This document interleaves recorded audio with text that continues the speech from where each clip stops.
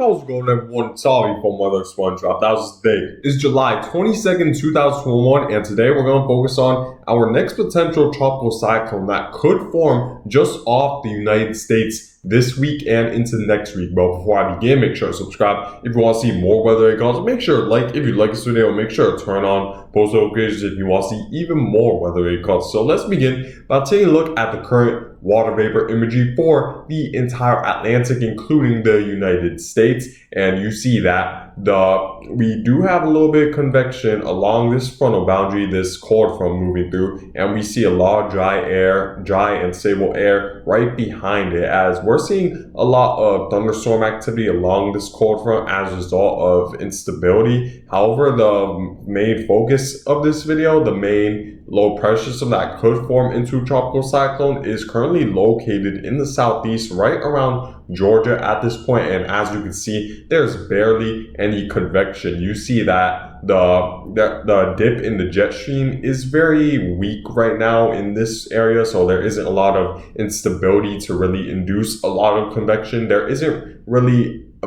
lot of unstable air, as let's say where this frontal boundary is located, for there to be a lot of convection surrounding this low pressure system. However, that could change once it heads into the Atlantic Ocean just off the coast of Georgia and Florida, where the sea surface temperatures are going to be more than warm enough to support for a tropical cyclone development, and we might see a little bit of an area off the coast of the Carolinas and the Southeast in general, the east coast of the Southeast, to see some tropical cyclone development. And you see we're seeing some thunderstorm activity, mainly due to daytime heating. As shortwave radiation hits the surface, we begin to see the air molecules gain more energy overall, and that allows for a lot more space to hold a lot more water vapor in the atmosphere, and that's what's currently happening right now. However, I do expect this water vapor to increase once this low pressure system moves into the Atlantic. Taking a look at the current chance of tropical cyclone formation, you see that the good news is it's still currently low, but it is concerning that from yesterday the chance has risen just a little bit to a 30% chance, while yesterday it was only a 20% chance of formation with it over the next 5 days. So that could be a sign that as we go more into the future, the chance could maybe increase even more if the National Hurricane Center begins to detect more favorable conditions in the long-term future, and that could definitely promote some tropical cyclone development just off the southeast coast. And that's certainly something we need to keep a close eye on. As the description states, a broad trough of low pressure located over southeast Georgia is expected to move off the southeastern United States coastline, and environmental conditions should be marginally conducive for tropical cyclone development as it drifts offshore. So there's certainly something to keep a closer eye on now that the chance has risen to 30%, and there is that possibility. Like I said, it could increase depending on if the National Hurricane Center detects more favorable conditions in the more long-term future to a forecast point beyond the 5-day mark from today. So if we were to take a look at the current sea surface temperatures, you see that just off the coast of Florida, Georgia, and South Carolina, where this tropical cyclone could form, you see that the sea surface temperatures are right around 28 to 29 degrees Celsius, which is above the 80-degree Fahrenheit threshold for tropical cyclone development. So sea surface temperatures won't at all be the problem for this storm, won't really be the issue unless this storm moves drastically north, which is a possibility that I'll point out in a little bit. But you see that in terms of its formation chance within the next 5 days over this area specifically, there's not going to be a problem when it comes to sea surface temperatures. Now, taking a look at the current wind shear, you see that the low pressure is currently located, I'd say, right around Georgia, and you see that it's pretty much under moderate to light wind shear, which should maybe promote possibly some tropical cyclone development, because when we have an area of low pressure system or an area of convection go over an area where the upper level winds are light and the wind shear overall is light, that's obviously something to always be concerned about in the hurricane season, because if the wind shear is very light, if the upper level winds are light, and area where the water temperatures are warm enough for tropical cyclone development and around the low pressure area. That's always something to keep a close eye on for the National Hurricane Center and meteorologists. So this is certainly something we need to keep in mind, that the wind shear is currently moderate to light, and however, it might not be entirely light by the time it moves offshore of the Atlantic, because there's still that possibility that maybe the wind shear or the strong upper level winds moves just far enough south to induce stronger upper level winds. And it really all depends on how far south this trough moves, because if it moves a little bit further southward, the upper level winds over this area should be stronger, and that should make it less conducive for tropical cyclone development. However, if it's a little bit further northward than expected, then conditions could be more conducive for tropical cyclone development as a result of a lack of wind shear. So taking a look at the GFS model, we're going to take a look at both the GFS model and the European model and their cyclonic vorticity to see how much rotation and convection should be embedded within the center of circulation of this low pressure system. So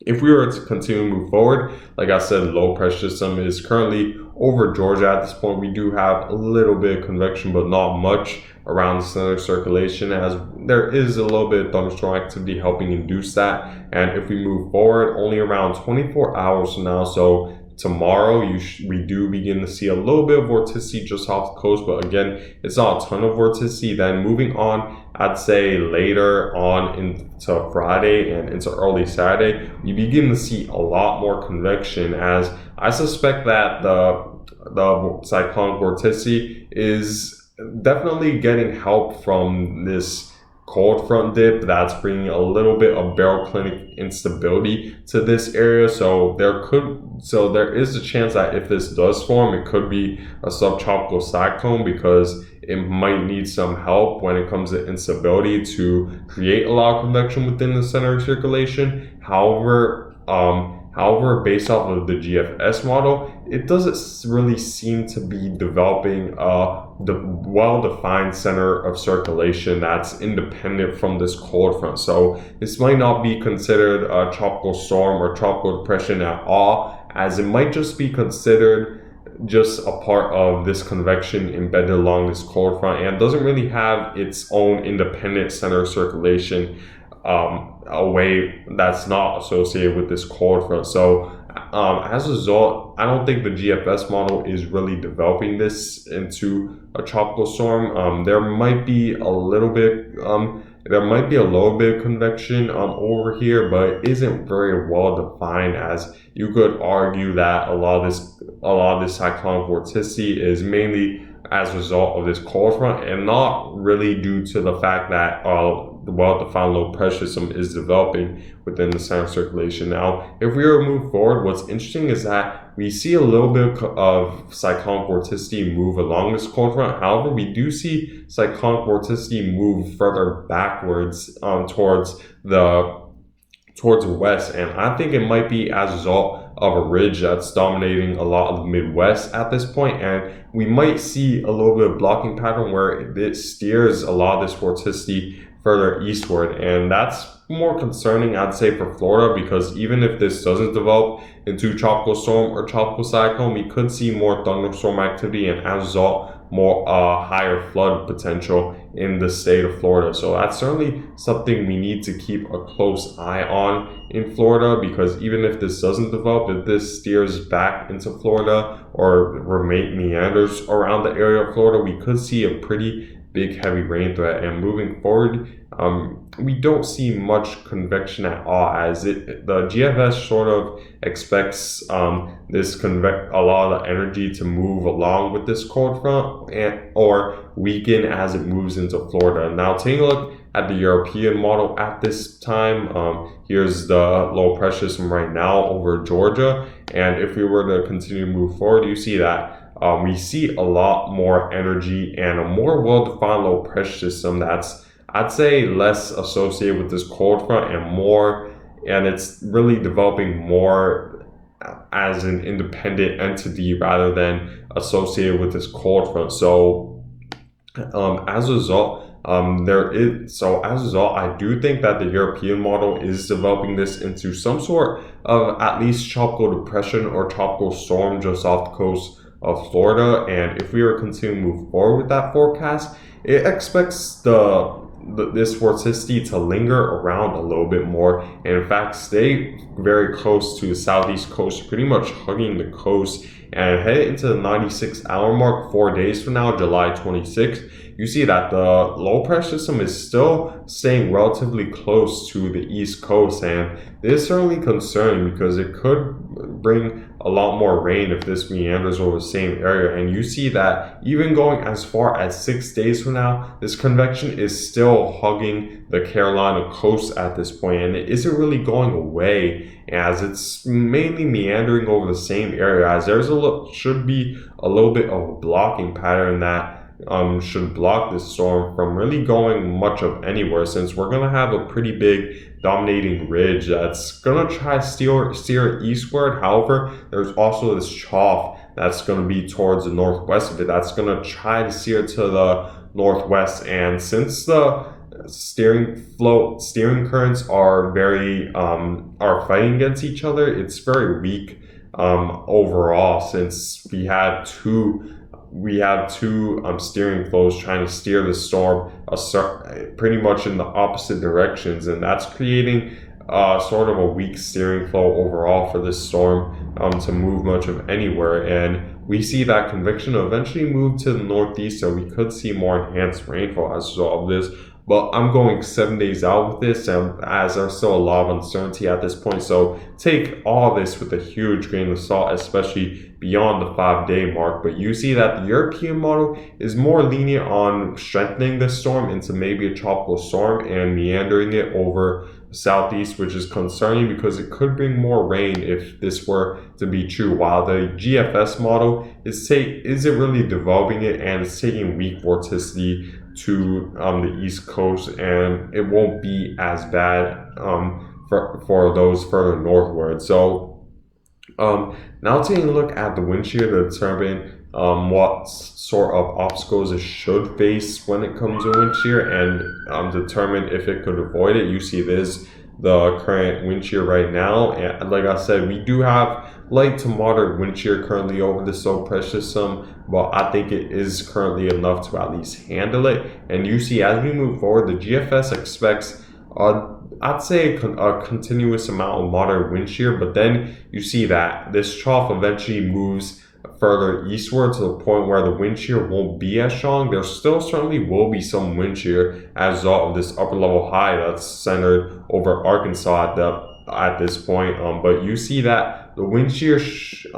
eventually, like even head into the 78-hour mark, should be relatively light, and that's a concern that it could be over area where there's light wind shear, and that could definitely enhance the chance of this storm developing. So to determine how much wind shear there will be, it really all depends on how far south this trough moves over the next several hours and even days, and it also depends on the position of this upper level high that's currently located